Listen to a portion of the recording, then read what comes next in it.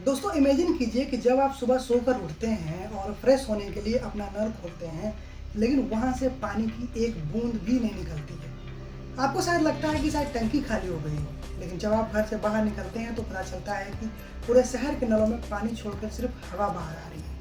और ये सिर्फ एक दिन की बात नहीं, अगर ये हमेशा के लिए हो तो। दोस्तों शायद आपको पता होगा कि हम सब एक ऐसी रेस दौड़ रहे हैं जिसे हम कभी जीत ही नहीं सकते।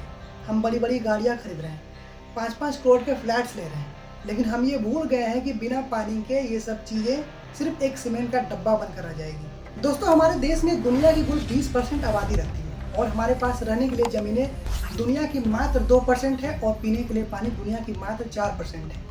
अब आप जरा बताइए कि जिस देश में पीने वाले लोग 20 हो और ग्लास में पानी सिर्फ 4 लोगों के लिए रखी हो, उस देश में पानी जैसे लिमिटेड रिसोर्स का क्या हो। क्या आपको लगता है कि वहाँ कभी वाटर बैंकरप्सी नहीं होगी? क्या आपको लगता है कि वहाँ कभी पानी खत्म नहीं होगा? दोस्तों आज हमारे देश में हालात ये हो गए हैं कि भारत के कुल 800 जिलों में से 50 जिलों में ग्राउंड वाटर बिल्कुल खत्म हो चुका है और पानी की आपूर्ति की पूर्ति के लिए अगल बगल के जिलों से टैंकर भर भर के पानी आ रहा है, तब जाकर वहाँ लोग सर्वाइव कर पा रहे हैं।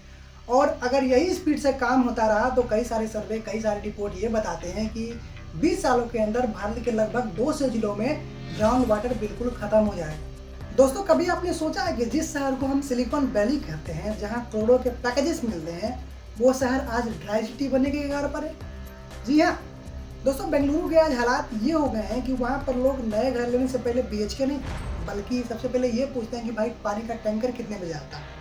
क्या आपको पता है कि इन्हीं सब संकेतों को हमारे एक्सपर्ट्स जीरो डे का नाम देते हैं। ये वो मनहूस दिन होता है जब शहर के सारे रिजर्वर सूख जाते हैं और म्युनिसिपल कॉर्पोरेशन यानी कि हमारी नगर पालिका सीधे हाथ खड़े कर देती है। और ये बात सिर्फ बेंगलुरु की नहीं है, हमारे देश की राजधानी दिल्ली जो कि पूरे देश को चलाती है, आज वो भी दुनिया का सबसे ज़्यादा वाटर स्ट्रेस शहर बन चुका है। और पता है सबसे डरावनी खबर कहाँ से आई है? तेलंगाना से। एक्सपर्ट्स ने साफ कह दिया कि अगर इसी तरह से दिन प्रतिदिन वाटर लेवल कम होता रहा तो आने वाले 2034 तक हैदराबाद और उसके आसपास के कई सारे इलाकों में जीरो डे का कहर बरसेगा। और आज से सिर्फ 8 साल बाद। दोस्तों आप बड़ी बड़ी मॉल्स में जाते हैं, 5 स्टार होटल्स में खाना खाते हैं, पर सोचिए कि जिस दिन उस होटल के टॉयलेट्स में फ्लश करने के लिए पानी ही ना हो, उस दिन आपकी लाइफस्टाइल का क्या होगा? हमने शहर को तो स्मार्ट बना दिया, पर उसे जिंदा रखने के लिए जो खून चाहिए था यानी पानी, उसे हमने इतनी बेरहमी से निचोड़ा है कि आज कुदरत के पास भी हमें देने के लिए कुछ नहीं बचा है। दोस्तों हम बचपन से सुनते आए कि जल ही जीवन है, लेकिन आज का कड़वा सच ये है कि जल ही मौत है। अब सोचिए कि आपको इतनी तेज प्यास लगे कि आप तड़पने लगे, आपके सामने एक गिलास पानी रखा जाए लेकिन उसमें जहर मिला हो, तो क्या आप उसे पिएंगे? मेरे ख्याल से अब जाहिर सी बात है आप उसे नहीं पिएंगे। बिल्कुल ठीक इसी प्रकार से हमारी नदियाँ, झीलें और तालाबें, जिन्हें हमने इंडस्ट्रियल वेस्ट का कूड़ेदान बना दिया है, वो सब हमसे आज बदला ले रहे हैं। पंजाब के फिरोजपुर में 576 गाँव ऐसे हैं जहाँ पानी पीना किसी सुसाइड से कम नहीं है। वहाँ के भूजल में यूरेनियम और आर्सेनिक जैसे खतरनाक केमिकल मिल रहे हैं। और ये कोई पुरानी बात नहीं है, 16 मार्च 2026 की रिपोर्ट ये साफ कहती है कि हमारे एक्यूफैक्ट्स यानी कि जलवायु स्तर अब टॉक्सिक हो चुके हैं। दोस्तों जब पानी कम होता है तो उसमें केमिकल्स की मात्रा बढ़ जाती है और यही पानी हमारे खेत में, यही पानी हमारे सब्जियों में और यही पानी हमारे रगों में जाता है। पता है इसका नतीजा क्या है? कैंसर, कई तरह की स्किन डिजीज और न जाने कितनी भयानक बीमारियाँ। दोस्तों हमने सिर्फ अपनी पानी का सौदा नहीं किया, बल्कि हमने अपने आने वाली नस्लों की सेहत भी फैक्ट्रीज की नालियों में बहा दी। दोस्तों हम अक्सर पानी की कीमत 20 रुपये की बोतल से नापते हैं, लेकिन क्या आपने कभी उस मौत की कीमत लगाई है जो उस गंदे पानी की वजह से हमारे घरों में आती है? दोस्तों पिछली बातों में हमने जिस जहरीले पानी का जिक्र किया था वो सिर्फ रिपोर्ट्स में नहीं है, बल्कि वो हॉस्पिटल्स के पॉट्स में है। दोस्तों जब एक गरीब आदमी या मिडिल क्लास परिवार का सदस्य बीमार पड़ता है, चाहे वो टाइफाइड हो, कोलेरा हो या वो भयानक कैंसर जो पंजाब में फैल रही है, तब सिर्फ एक इंसान बीमार नहीं पड़ता, बल्कि पूरा परिवार बैंकक्रप्ट हो जाता है। सोचिए एक मजदूर जो दिन भर पसीना बहाकर 400 से 500 रुपये कमाता है, उसका आधा पैसा साफ पानी खरीदने या उस गंदे पानी से होने वाली बीमारी को इलाज में निकल जाता है। हर साल भारत में लाखों लोग सिर्फ इसलिए दम तोड़ देते हैं क्योंकि उसके पास पीने के लिए साफ पानी नहीं होता। ये एक ऐसा चक्रव्यूह है जिसमें हम फंस चुके हैं। दोस्तों पानी की कमी गरीबी पैदा करती है और गरीबी की वजह से लोग साफ पानी नहीं खरीद पाते हैं। हम सिर्फ अपना एक रिसोर्स नहीं खो रहे हैं, बल्कि हम अपना विकास खो रहे हैं। दोस्तों क्या आपने सोचा है कि हमारी प्यास कितनी गहरी हो चुकी है? आज से कुछ साल पहले तक जमीन के नीचे सिर्फ 50 या 60 फीट पर हमें मीठा पानी मिल जाता था, लेकिन वहीं आज हम 1000 फीट नीचे तक गड्ढा खोद रहे हैं, लेकिन पता है क्या मिल रहा है? सूखा मिट्टी, और हमारा कला भविष्य। कई जगहों पर कई सारे सर्वे ने तो रेड फ्लैग दिखा दिए। उनका कहना है कि हमने ज़मीन के नीचे का पानी इतनी बेरहमी से निकाला है कि उसे दोबारा रिचार्ज करना या भरना नामुमकिन जैसा होता जा रहा है। दोस्तों, हमने कुदरत की वो गुल्लक ही फोड़ दी जिसे भरने में हजारों साल लगे थे। दिल्ली और मुंबई जैसे बड़े शहरों में अब ज़मीन नीचे धंसने लगी है, क्योंकि नीचे का पानी खत्म होने से वहाँ सिर्फ खाली और खोखली जगह बची है। ये वो इरिवर्सिबल डैमेज है, ये वो अपूरणीय क्षति है जिसे दुनिया की कोई भी दौलत ठीक नहीं कर सकती। अब दोस्तों, यहाँ पर सबसे बड़ा सवाल ये उठता है कि आखिर हम यहाँ तक पहुँचे कैसे? कौन है वो असली गुनहगार जिसकी वजह से ये समस्याएं उत्पन्न हुई है? अब वक्त आ गया उस सच को बेनकाब करने का जो शायद आपको और हम सबको बहुत चुभेगा। तो चलिए जानते हैं इस समस्या की असली जड़ को। दोस्तों, जब हम पानी की बर्बादी की बात करते हैं तो हमारे दिमाग में क्या आता है? एक खुला हुआ नल या फिर एक कार धोता हुआ पड़ोसी? लेकिन दोस्तों, ये तो सिर्फ एक समुंदर की बूंद है, जबकि हकीकत ये है कि भारत के कुल ताजे पानी का लगभग 90% हिस्सा सिर्फ और सिर्फ खेती में उपयोग होता है। हैरानी की बात यह है कि आज भी हम फ्लड इरिगेशन का इस्तेमाल करते हैं। मतलब ये कि फसल को जितनी पानी की आवश्यकता होती है उससे कहीं ज़्यादा पानी पाइप खुला छोड़कर खेतों में भर दिया जाता है। ये बिल्कुल वैसा ही हुआ जैसे प्यास बुझाने के लिए एक गिलास पानी की बजाय किसी को पूरी तालाब पिलाने की कोशिश करना। समस्या तो तब शुरू हुआ जब हमने जमीन से पानी निकालने को मुफ्त समझ लिया। कई जगहों पर अगर बिजली मुफ्त है तो पंप रात भर चलते रहते हैं। किसान भाइयों को लगता है कि जितना ज़्यादा पानी उतनी अच्छी फसल। लेकिन सच तो ये है कि वो सिर्फ फसल नहीं हुआ है, बल्कि इस धरती का खून यानी हमारे ग्राउंड वाटर को जल्दी ख़त्म कर रहे हैं। सोचिए कि जिस ग्राउंड वाटर को भरने में कुदरत को हज़ारों साल लगते हैं, उसे हम एक सीजन की फसल के लिए बर्बाद कर रहे हैं। लेकिन इसमें सिर्फ क्या किसानों की गलती है या उस सोच की? इसने कभी हमें ये बताया ही नहीं कि ये पानी हमारे जो ग्राउंड वाटर है वो अनलिमिटेड नहीं है, लिमिटेड है। ये ख़त्म हो सकते हैं। दोस्तों, खेती की बात तो हमने कर ली, लेकिन अब जरा इन बड़ी बड़ी फैक्ट्रियों और कंपनियों की तरफ देखिए जो हमारी तरक्की का चेहरा बनी हुई है। क्या आपको पता है कि ये फैक्ट्रियाँ न सिर्फ बेहिसाब पानी खींच रही है, बल्कि हमारे पास जो अभी साफ पानी उपलब्ध है उसे भी दूषित कर रही है। इन फैक्ट्रियों को लगता है कि ये नदियाँ, झीलें, तालाब इनका मुफ्त का कूड़ेदान है। टेक्सटाइल से लेकर लेदर और केमिकल फैक्ट्रियाँ अपना सारा जहरीला कचरा, जिसमें लेड और क्रोमियम जैसे खतरनाक मेटल्स होते हैं, वो सीधे नदियों में बहा देती है। और इतना ही नहीं, ये जहर जमीन के अंदर रिसता है और वही हमारे ग्राउंड वाटर में जाके मिल जाता है, जिसे हम और आप बोरवेल के जरिए निकालते हैं। आज कई शहरों में पानी का स्वाद बदल चुका है। लोग बीमार पड़ रहे हैं क्योंकि कंपनियों ने अपने मुनाफे के चक्कर में हमारी लाइफलाइन को ही कचरा बना दिया है। अक्सर ही कंपनियां भूल जाती हैं कि पैसे तो कमाया जा सकता है, पर अगर नदियाँ जहरीली हो गई तो उसे फिर से जिंदा करना नामुमकिन है। दोस्तों, अब यहाँ पर फिर से एक सवाल उठता है कि क्या सारा दोष फैक्ट्रियों और किसानों का ही है या कोई और भी है इस समस्या को उत्पन्न करने के पीछे शामिल? दोस्तों, अब जरा आईने में खुद को देखिए। क्या हम और आप भी इस समस्या के पीछे जिम्मेदार हैं? क्योंकि हमें लगता है कि यार एक बाल्टी पानी तो बहाया, इससे क्या हो। लेकिन जरा सोचिए दोस्तों कि दुनिया का सबसे ज़्यादा आबादी वाला देश जहाँ 140 करोड़ लोग रहते हों, अगर एक इंसान एक बाल्टी पानी भी अगर बर्बाद करे तो सोचिए कि वहाँ पर कितना ज़्यादा पानी बर्बाद होगा। हम नहाने, कपड़े धोने और फ्लश करने में पानी को ऐसे बर्बाद कर देते हैं जैसे हमें लगता है कि ये हमारे पास से कभी ख़त्म ही नहीं होगी। लेकिन कड़वा सच तो ये है कि ये बहुत ही लिमिटेड है। हमने जनसंख्या तो दुनिया की 20% कर ली, लेकिन हमारे पास पीने के लिए पानी मात्र दुनिया की 4% है। दोस्तों, जरा अपने बैंक पासबुक के बारे में सोचिए। अगर आप उससे रोज पैसे निकालें और एक भी रुपये जमा ना करें तो क्या हो? जाहिर सी बात है, बैंक आपको एक दिन दिवालिया यानी बैंकरप्ट घोषित कर देगा। ठीक उसी प्रकार से पानी के मामले में भी भारत आज उसी मोड़ पर खड़ा है। समस्या ये नहीं है कि हम पानी का इस्तेमाल कर रहे हैं, समस्या ये है कि हम जितना पानी ग्राउंड वाटर से ऊपर खींच रहे हैं उसका 10% भी नीचे नहीं भेज पा रहे। हमने केवल पानी का इस्तेमाल करना सीखा है। अपने ग्राउंड वाटर को रिचार्ज करना या उसे फुलफिल करना, ये तो शायद हमारी डिक्शनरी में ही नहीं है। हमने कभी जाना ही नहीं, हमने कभी किया ही नहीं। दोस्तों, क्या आपको पता है कि भारत दुनिया का सबसे बड़ा पानी का एक्सपोर्टर है? लेकिन शायद आप कहेंगे कि नहीं, हम तो चावल और चीनी बेचते हैं। बिल्कुल ठीक, ये भी सच है। लेकिन इसे भी कोई झुठला नहीं सकता कि हम चावल और चीनी के बहाने अपना ग्राउंड वाटर यानी कि अपना पानी बहुत ही सस्ते में बेच रहे हैं। कैसे, वो हम बताते हैं। दोस्तों, इसे कहते हैं वर्चुअल वाटर। वर्चुअल वाटर का मतलब होता है, जैसे मान लीजिए कि आप एक कप कॉफ़ी पीते हैं, उस कॉफ़ी को बनाने में लगने वाले प्रोडक्ट्स पर ध्यान दीजिए कि उसमें क्या क्या लगता है। उसमें जनरली लगता है कॉफ़ी पाउडर, चीनी, दूध, पानी एक्सेट्रा, राइट। अब आपको तो उसमें 250 मिलीलीटर पानी नज़र आता है, लेकिन उसको तैयार करने में लगने वाले प्रोडक्ट्स में से सिर्फ एक प्रोडक्ट को ले लीजिए, कॉफ़ी बीन को, जिसको उगाने, सिंचाई करने, प्रोसेस करने और ट्रांसपोर्ट करने में लगभग 140 लीटर पानी का खर्चा आता है, सिर्फ एक प्रोडक्ट को। लेकिन उसमें तो कई सारे प्रोडक्ट्स लगते हैं, उसमें टेस्ट को ऐड करने के लिए और भी कई सारे एक्सटर्नल चीज़ें डाली जाती है। अगर पूरा उसका कंक्लूजन निकाला जाए तो ये आंकड़ा 200 से 215 लीटर तक जाएगा, मोटा मोटी मान के चलिए। और भी आप अगर इसका निकाला जाए तो और भी ज़्यादा ही आएगा, कम नहीं आएगा। दोस्तों इसके बाद अब थोड़ा चावल की ओर देखिए। 1 किलो चावल उगाने में 3000 से 5000 लीटर पानी का खर्च होता है। अब जरा सोचिए कि पंजाब और हरियाणा जैसे राज्य जहाँ कुदरती तौर पर इतना पानी ही नहीं है और वहाँ पर प्रकृति का सीना चीर कर चावल उगाए जा रहे हैं। और यही हाल महाराष्ट्र के सूखाग्रस्त इलाकों का है, जहाँ गन्ने की खेती होती है। दोस्तों गन्ना एक ऐसा फसल है जिसे अत्यधिक पानी की आवश्यकता होती है, और आश्चर्य की बात यह है कि ये फसल उस जगह पर उगाई जा रही है जहाँ पीने के लिए पानी नहीं है। दोस्तों हो सकता है कि इसमें केवल किसानों की गलती ना हो, ये उस जानकारी की भी कमी हो सकती है जिसने कभी ये बताया ही नहीं हो कि कौन सी जगह पर कौन सी फसल उगानी चाहिए। हम रिकॉर्ड तो उत्पादन तो कर रहे हैं, लेकिन क्या आपको पता है कि इस रिकॉर्ड के पीछे हमारे ग्राउंड वाटर की कितनी बड़ी कुर्बानी है। हम दुनिया का पेट तो भर रहे हैं, लेकिन क्या कल हम अपने बच्चों का गला सूखा नहीं छोड़ देंगे?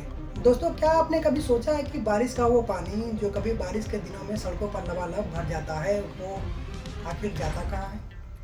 वो ज़मीन के अंदर क्यों नहीं उतरता? तो दोस्तों इसका जवाब बहुत ही कड़वा है। हमने उन झीलों और तालाबों की कब्र खोद दी है जो हमारे ग्राउंड वाटर की किडनी और फेफड़े हुआ करते थे। हमने जगह जगह पर सीमेंट बिछा दिया है, हमारी छोटी से छोटी गली भी अब पक्की की है। ज़मीन को तो जैसे हमने कैद ही कर दिया हो। अब आप जरा सोचिए कि जब मिट्टी दिखेगी ही नहीं तो बारिश का पानी ज़मीन के अंदर यानी हमारे ग्राउंड वाटर लेवल तक कैसे पहुँचेगा, कैसे उतरेगा? पुराने ज़माने में हर गांव, हर शहर में दर्जनों तालाब होते थे जो बफर का काम करते थे। आज उन्हीं तालाबों पर ऊंची ऊंची इमारतें खड़ी हैं। हमने कुदरत के उस वाटर रिचार्ज सिस्टम को ही ब्लॉक कर दिया है और फिर हम शिकायत करते हैं कि वाटर लेवल 1000 फीट नीचे चला गया है। सच तो ये है कि हम सिर्फ कुदरत से छीन रहे हैं और बदले में उसे सीमेंट का फर्श दे रहे हैं। दोस्तों अगर ज़मीन की प्यास नहीं बुझेगी तो वो हमारी और आपकी प्यास किससे बुझाएगी? दोस्तों इतने सारे प्रॉब्लम, इतने सारे कॉज को देखने के बाद यहाँ पर सबसे इम्पोर्टेंट सवाल ये उठता है कि क्या सब कुछ खत्म हो गया है? क्या कोई ऐसा समाधान नहीं है जिससे ग्राउंड वाटर की स्थिति पहले जैसी की जा सके? तो जी हाँ दोस्तों, अभी भी अगर सरकार और आप लोगों के द्वारा कुछ निजी स्टेप्स लिए जाए तो अब भी ग्राउंड वाटर की स्थिति पहले जैसी की जा सकती है। दोस्तों अब बात करेंगे उस समाधान की जो अभी आपके और हमारे हाथों में मौजूद है। क्या आपने कभी सोचा है कि हर साल हज़ारों लीटर बारिश का पानी हमारे छतों के पाइप से बहकर क्यों सीधे गंदे नालों में जाकर गिरता है? दोस्तों इसे रोकना ही हमारा पहला मिशन होने वाला है, और इस रोकने की प्रक्रिया को कहते हैं रेन वाटर हार्वेस्टिंग। ये कोई रॉकेट साइंस नहीं है, बस अपने छत के पाइप को गंदे नालों में जोड़ने के बजाय उसे एक छोटे से फिल्टर गड्ढे के जरिए ज़मीन के अंदर भेज दीजिए। पता है इसका फ़ायदा क्या होगा? बारिश का पानी सीधे फिल्टर होते हुए हमारे ग्राउंड वाटर में जाके जमा हो जाएगा। अगर आपके पास सिर्फ 1000 स्क्वायर फीट की भी छत है तो आप साल भर में करीब 1 लाख लीटर पानी बचा सकते हैं। इतना पानी जो कभी भी आपके बोरवेल या कुआं को सूखने नहीं देगा। पानी बचाने के लिए हमें अपनी सोच बदलनी होगी। बारिश का पानी वेस्ट नहीं बल्कि कुदरत का इन्वेस्टमेंट है। अगर हर घर अपने छत के बारिश के पानी को ज़मीन के अंदर भेजना शुरू कर दे तो कुछ ही महीनों के अंदर हमारे शहरों के वाटर लेयर नॉर्मल हो सकते हैं। लेकिन दोस्तों ये तो हुआ पहला तरीका, रेन वाटर हार्वेस्टिंग। और अब हम बात करते हैं हमारे उन किसान भाइयों की जो कड़ी धूप में भी हमारे लिए अनाज उगाते हैं। लेकिन हकीकत तो ये है कि कई सारे सर्वे, कई सारी रिपोर्ट ये कहती हैं कि साल के कुल पानी का लगभग 90% पानी किसानों के द्वारा खेती में उपयोग किया जाता है। और हकीकत ये है कि 90% पानी में से आधे से ज़्यादा पानी फसल तक पहुंचने से पहले ही भाप बनकर उड़ जाता है या फिर मिट्टी में बेकार बह जाता है। दोस्तों हर एक फसल की अलग अलग पानी की रिक्वायरमेंट होती है। कोई फसल ज़्यादा पानी लेता है तो कोई फसल कम पानी में भी अच्छी पैदावार करता है। और इसका सबसे अच्छा समाधान है ड्रिप इरिगेशन और स्प्रिंकलर इरिगेशन। ड्रिप इरिगेशन का मतलब होता है कि पानी को बूंद बूंद करके सीधे पौधे की जड़ों में डालना। इसका मतलब है कि धीरे धीरे पानी को पौधे के जड़ में देना। इसको करने से फ़ायदा ये होता है कि पानी की अत्यधिक बचत होती है और फसल भी तेज़ी से और अधिक मात्रा में ग्रो करते हैं। दूसरा है स्प्रिंकलर इरिगेशन। स्प्रिंकलर इरिगेशन का मतलब होता है कि पानी को बारिश की तरह छिड़कना। इसका मतलब है कि पानी को बारिश के फुहारों की तरह इस्तेमाल करना। इसको भी करने से फ़ायदा ये होता है कि ये बड़े खेतों के लिए बहुत ही कारगर साबित होता है। इसमें भी बहुत मात्रा में पानी बचती है और सिंचाई बहुत ही तेज़ी से हो जाती है। इन दोनों में अंतर बस इतना होता है कि ड्रिप का मतलब होता है बूंद बूंद करके पानी पौधे की जड़ों में डालना, और स्प्रिंकलर का मतलब होता है कि पानी को बारिश के फुहारों की तरह ऊपर से डालना होता है। ये तकनीक पौधे को उतना ही पानी डालती है जितना कि उन्हें ज़रूरत होती है। इससे ना सिर्फ 40 से 70% पानी बचता है, बल्कि फसल की पैदावार भी अच्छी होती है। हमारे किसान भाइयों को ये समझना होगा कि खेत को तालाब बनाना समझदारी नहीं है, बल्कि पौधे के जड़ों को सींचना ही असली कला है। लेकिन अब यहाँ सबसे बड़ा मुद्दा ये है कि अगर ये सब तकनीक हमारे किसान भाइयों के पास उपलब्ध नहीं है तो वो क्या करेंगे। अब यहाँ पर तो सरकार की जिम्मेदारी बनती है कि ये सब तकनीकें उन्हें प्रोवाइड की जाए, तभी तो वो करेंगे। अगर कोई करना भी चाहे तो वो नहीं कर पाएंगे, क्योंकि उनके पास ये सब तकनीकें अवेलेबल ही नहीं है। जिनके पास अवेलेबल है वो तो करेंगे, लेकिन जिनके पास नहीं है वो तो वही करेंगे जो आजीवन करते आए हैं। और इसके साथ साथ खेती में भी हमें एक बड़ा बदलाव करने की आवश्यकता है, फसल का चुनाव। दोस्तों, जिस इलाके में पहले से ही पानी की कमी हो वहाँ पर गन्ने या फिर चावल जैसी फसलें उगाने की बजाय हमें दलहन, तिलहन और बाजरा जैसी फसलें उगानी चाहिए। दोस्तों, ये वो फसल है जो कम पानी में भी अच्छी पैदावार करती है। हमें ज़्यादा पानी वाली फसलों के मुँह से बाहर निकलना होगा। अगर हम मिट्टी और पानी के हिसाब से फसल का चुनाव करेंगे तो ना कभी किसान भाई कर्ज में डूबेंगे और ना ही कभी हमारा ग्रामीण बॉर्डर इतना नीचे जाएगा। दोस्तों, क्या आपने सोचा है कि दुनिया का एक ऐसा देश जो आधा रेगिस्तान है, जहाँ नाम मात्र की बारिश होती है, लेकिन आज वो दुनिया का वाटर लीडर बना बैठा है। जी हाँ, मैं बात कर रहा हूँ इजराइल की। दोस्तों, इजराइल अपने गंदे पानी का लगभग 90% हिस्सा रिसाइकिल करके उसे अपने खेतों और उद्योगों में इस्तेमाल करता है। अब आप जरा सोचिए कि इजराइल जैसा छोटा और सूखा देश ये कर सकता है तो भारत क्यों नहीं। हमारी फैक्ट्रियों के लिए आज सबसे बड़ा समाधान है जीरो लिक्विड डिस्चार्ज। इसका मतलब होता है कि फैक्ट्री से गंदे पानी का एक बूंद भी बाहर नहीं आना चाहिए। वो सारा पानी वहीं पर रिसाइकिल होकर दोबारा यूज होना चाहिए। हमारे फैक्ट्री मालिकों को ये समझना होगा कि वाटर ट्रीटमेंट प्लांट लगाना कोई खर्चा नहीं है, बल्कि ये हमारे आने वाली नस्लों के लिए एक इन्वेस्टमेंट है। जब हम गंदे पानी को रिसाइकिल करके दोबारा यूज करेंगे तो हमें ज़मीन के अंदर से नया पानी निकालने की कोई आवश्यकता नहीं पड़ेगी। लेकिन क्या ये सब सिर्फ तकनीक से होगा या फिर हमें कुछ कड़े कानूनों की भी आवश्यकता होगी। दोस्तों, हमने तकनीक की बात कर ली, हमने इजराइल की बात तो कर ली, लेकिन क्या आपको लगता है कि केवल अच्छी अच्छी बातें करने से ये बड़े फैक्ट्री मालिक इतनी महंगी वाटर ट्रीटमेंट प्लांट लगाएंगे, या कोई रईस आदमी अपनी चमचमाती कार को पाइप से धोना बंद करेगा? तो इसका जवाब है नहीं। दोस्तों, आज हमें एक ऐसे कानून की ज़रूरत है जिसे कहते हैं पोल्यूटर पेस। इसका मतलब होता है कि अगर कोई भी फैक्ट्री हमारी नदी और तालाब में अपना गंदा कचरा डालेगी तो उस पर इतना जुर्माना, इतना पेनल्टी लगे कि उसकी फैक्ट्री बंद होने की नौबत आ जाए। सरकार को वाटर ऑडिट अनिवार्य कराना चाहिए, जैसे हम टैक्स का ऑडिट कराते हैं। हर बड़ी बड़ी कंपनी को ये हिसाब देना होगा कि उसने कितना पानी लिया और कितना साफ करके वापस छोड़ा। सिर्फ फैक्ट्रियों पर ही क्यों, सड़कों पर पानी बहाने वाले हर आम नागरिकों पर भी स्पॉट फाइन लगना चाहिए। जब जेब से 500 या 1000 के नोट निकलेंगे तब उन्हें तुरंत समझ में आएगा कि पानी फ्री नहीं है, बल्कि अनमोल है। दोस्तों, सरकार को एक ऐसे कानून बनाने होंगे जहां पानी की चोरी और बर्बादी को एक घोर अपराध माना जाए, क्योंकि कानून का डंडा ही वो आखिरी रास्ता है जो हमें वाटर बैंक होने से बचा सकता है। दोस्तों, क्या आपको पता है कि हमारे पूर्वजों के पास ना तो कोई बड़ी इंजीनियरिंग की डिग्री थी और ना ही कोई बड़ी आधुनिक मशीनें, लेकिन फिर भी उन्होंने इस प्यासी धरती को कभी सूखने नहीं दिया। दोस्तों, इसका जवाब छुपा है हमारी पुरानी बावलियों, जोहड़ों और कुओं में। दोस्तों, बावली एक प्रकार का कुआं होता है जिसमें नीचे जाने के लिए बहुत सारी सीढ़ियाँ लगी होती हैं, मतलब कि सीढ़ियों वाला कुआं। पुराने ज़माने में लोग सीढ़ियों से नीचे उतरकर कुओं में पानी लेते थे। और वहीं दूसरा जोहड़ का मतलब होता है एक ऐसा छोटा तालाब जो बारिश के पानी को रोकने के लिए बनाया जाता है। इसका मतलब होता है कि बारिश के पानी को रोकने वाला एक तालाब। दोस्तों, आज हमें ज़रूरत है जन भागीदारी की, क्योंकि सरकार चाह कर भी अकेले कुछ नहीं कर पाएगी जब तक वहाँ का आम नागरिक न जागरूक हो जाए। दोस्तों, राजस्थान के कई गाँवों ने ये कर दिखाया है। उन्होंने अपने पुराने तालाबों को फिर से खोदा, मेड़बंदी की और बारिश के हर एक बूंद को अपने गाँव में ही समेट लिया। नतीजा ये निकला कि जो कुएं कल तक सूखे थे उसमें आज लबालब पानी भरे हैं। दोस्तों, हमें पानी को सिर्फ नल से आने वाली चीज़ नहीं बल्कि अपनी सांस्कृतिक विरासत समझना होगा। अगर हम अपने मोहल्ले के पुराने पार्कों में एक सोखता गड्ढा बनवाए या फिर अपने अगल बगल के गंदे हो चुके तालाबों को साफ करने का बीड़ा उठाएं तो हम प्रकृति को उनका हक वापस दे पाएंगे और ये भी एक तरीका है इस समस्या से निपटने का। दोस्तों, आज हमने भारत की इस वाटर बैंक्रप्सी के हर पन्ने को करीब से देखा। हमने जाना कि कैसे हमारी एक एक गलती, चाहे वो गलत फसल उगाना हो, फैक्ट्रियों का जहर हो या फिर हमारी खुद की गलती हो, जो लगातार हमें उस जीरो डे की तरफ धकेल रही है जो आने वाले कुछ ही सालों में हमारा इंतजार कर रही है। दोस्तों, हमारे पास दो रास्ते हैं। पहला, जो हम काफ़ी लंबे समय से करते आ रहे हैं, आँख मूंद कर पानी बर्बाद करो और बाद में कुदरत को कोस दो।